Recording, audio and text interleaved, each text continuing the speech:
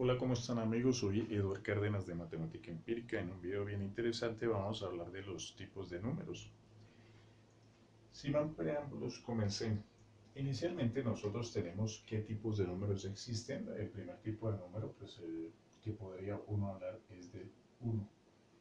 El 1, la cantidad básica fundamental, la unidad, que es un número fundamental.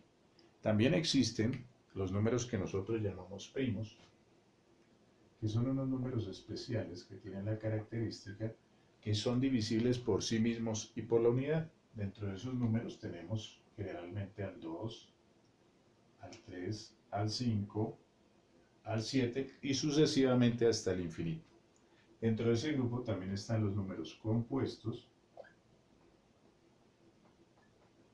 que son aquellos números que no son ni el 1 ni son primos, que son divisibles por sí mismos, por la unidad y por otros números. Dentro de esos ejemplos está el 12, está el 8 y así sucesivamente cualquier número que sea divisible por los primos, por sí mismo y por la unidad. Todo este conjunto de números recibe un nombre. A ellos se les conoce como los números naturales. Vamos a escribirlo con azul. El conjunto de los números naturales, que son todos los números enteros positivos. Estos números naturales se simbolizan con la letra N. Una N con dos barritas. Particularmente también existe dentro de la clasificación de los números otros números a tener en cuenta. ¿Cuáles son? Pues un número muy importante que nosotros conocemos, que es el cero, la ausencia de cantidad. El conjunto vacío, el no haber nada. Ese es un número bastante importante. Y también existen otros números que representan la particularidad o la característica contraria a esta. Generalmente los naturales son valores absolutos, pero también existen, como ya lo he explicado en algunos videos, números que tienen las características contrarias a la propiedad que tenga un número natural, que esos serían los enteros negativos. Números enteros negativos. Es decir, números de este tipo, pero que tengan signo menos, como menos 3, menos 12, menos 1256, cualquier número de ese tipo. Cuando nosotros tenemos esto, nos vamos a dar cuenta que eso se genera un conjunto. Hay algo que aclarar. Dentro de los números naturales, dependiendo de la clasificación numérica, el tipo del enfoque matemático, se puede incluir el cero dentro de los naturales o no. Eso ya depende de la rama de la matemática que lo esté trabajando o el investigador. Ahora, dentro de ese conjunto también hay que tener en cuenta que cuando nosotros tomamos todos los naturales y todos los enteros negativos y los juntamos, pues aparece un grupo especial, el grupo de los números enteros. Por lo tanto, el grupo de los números enteros encierra a los números naturales, al cero y a los números negativos. El grupo de los números enteros se simboliza con una Z, con una barrita doble. ¿Por qué esa Z? Esa Z viene de esta palabra, del alemán.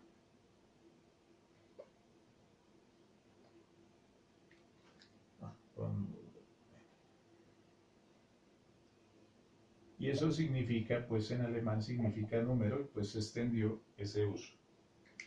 Entonces de ahí tenemos que esa famosa Z que nosotros siempre observamos. Salen. Ahora, ya tenemos los números enteros, pero también aparece otro grupo importante de números. Son aquellos números que nosotros conocemos como fraccionarios. Y estos números fraccionarios tienen unas características o unas particularidades bien importantes.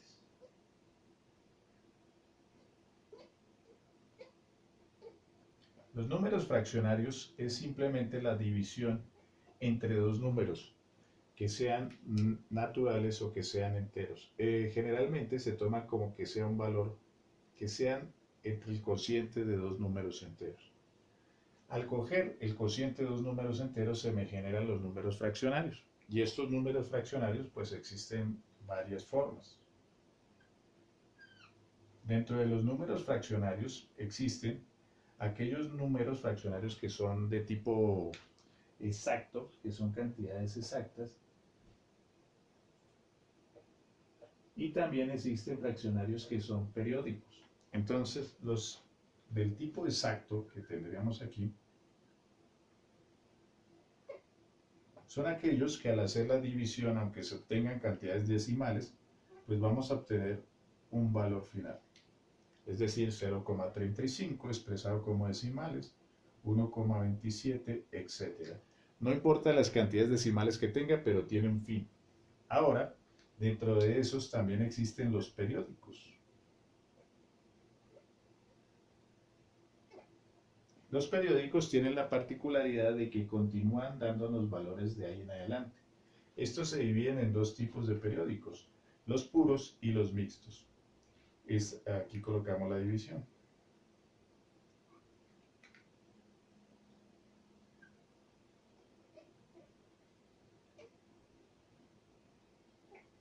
Ok, tenemos esos fraccionarios puros y mixtos. ¿Cómo serían? Aquellos que nos arrojan, por ejemplo, los puros son los que tienen la cantidad, esto se diría la cantidad periódica, esta rayita indica que se repita 3, 3, 3 después de la coma. Por ejemplo, otro valor podría ser 1,27 periódico. Eso sería puro. Los mixtos son aquellos que tienen la cantidad periódica después de la coma. Por ejemplo, 2,3742 periódico. Noten que no inicia después de la coma, por eso se llaman mixtos. Cuando nosotros tomamos los números fraccionarios y los agrupamos con los enteros, aquí nos genera un grupo que llamamos los números racionales. Todo esto nos encierra un gran grupo, que ese serían los números racionales.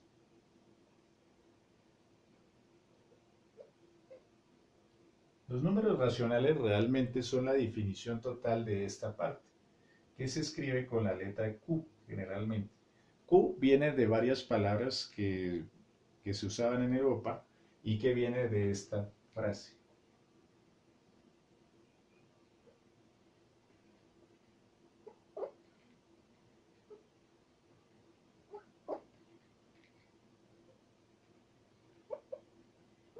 Entonces, Q es de quotient y que quiere decir cociente, que se utiliza pues en varios idiomas europeos. Recuerden que salen es del alemán y quiere decir número. Como tenemos los números racionales, pues ¿por qué incluye los enteros? Porque cuando yo hago una división entre dos números puede que me dé una cantidad también entera. Por decir algo, 10 dividido en 2 da 5, da entero. Puede que dé entero, puede que dé fraccionario. Entonces los racionales incluyen a todos esos cocientes de dos números que puedan dar cantidades enteras o pueden dar cantidades fraccionarias, sean exactas o periódicas. Bueno, y ya tenemos esos grupos de números. Ahora, ¿qué aparece? Aparece otro grupo bien interesante. Resulta que dentro de los racionales siempre expresan como una división de dos números enteros, pero aparece un grupo que no está dentro de esa clasificación. ¿Y quién será? Los conocidos como los números irracionales.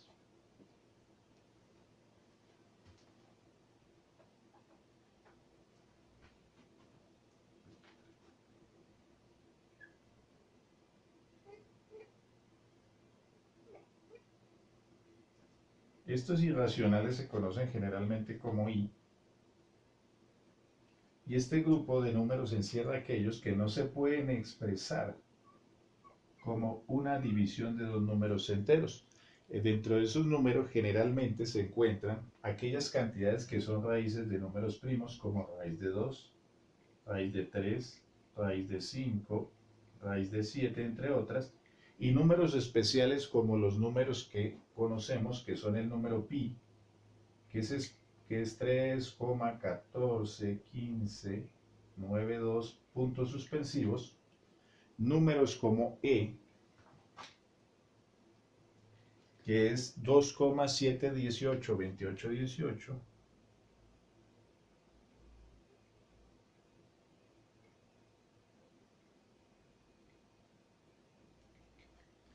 eso tendríamos para e, y también una cantidad de números, a ver, 2718, 2818, ok.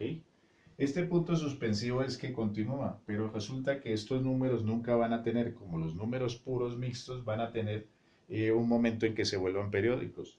Ellos siguen dando valores al azar y son infinitos. Hasta ahora no se les ha encontrado un fin. También existe un número conocido como phi, la división áurea, que ese número es más o menos una expresión como 1,618 puntos suspensivos también. Dentro de estos, pues hay muchos más números irracionales, pero estos son los más representativos. Tenemos los números racionales, que se puede expresar como la división de dos números enteros, tanto positivas como negativas, y tenemos los números irracionales que no se pueden expresar como la división de esos dos números. Bueno, y más allá dentro de ese proceso de números, ¿qué más tendríamos? ¿O qué más podríamos obtener? Pues bueno, todo este conjunto de números que tú ves acá, todos estos números me representan un grupo especial, los números reales, que se conoce como R. Y ya teniendo que todos estos números, incluidos los racionales y los irracionales, me generan R, pues tenemos que hablar de un grupo especial que está fuera dentro de todo ese contexto. ¿Qué grupo es? Este grupo. Los números que se representan como imaginarios. Ustedes tienen, por ejemplo, la raíz de menos 9, eso se puede expresar de esta forma. La raíz de menos 9 se puede expresar como menos 1 por 9. Y por las reglas de las expresiones o por las reglas de las raíces, se puede separar como raíz de menos 1 por raíz de 9. Y podemos hallar la raíz de 9 que es 3, y la raíz de menos 1 no se puede expresar, no existe una raíz que de menos 1, de ahí se simbolizó el valor de la i, 3i. Este 3i y cualquier número que tenga la raíz de menos 1 entra dentro del grupo de los números conocidos como imaginarios.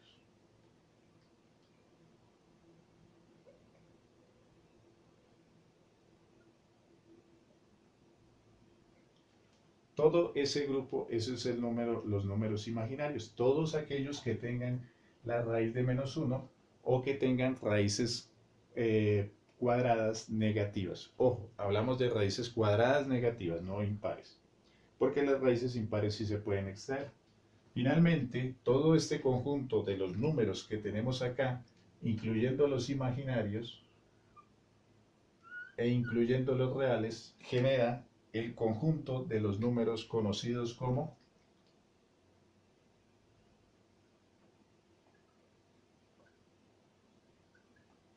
los números complejos. Los números complejos es la representación de los números reales y los números imaginarios que se representa con A más BI, donde esta es la parte real y esta la imaginaria.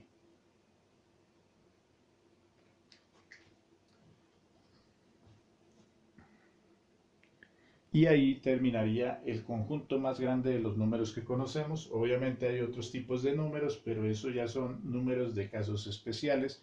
Pero los números complejos abarcan todos los números que conocemos o estudiamos en nuestro entorno. Y con eso se terminaría el proceso total de los tipos de números que nosotros estamos estudiando. Espero que esto les sirva, esta guía y esta representación rápida de todos los tipos de números con el grupo más grande que serían los complejos, que incluye a todos. Nos vemos en otro video, cuídense mucho, hasta pronto.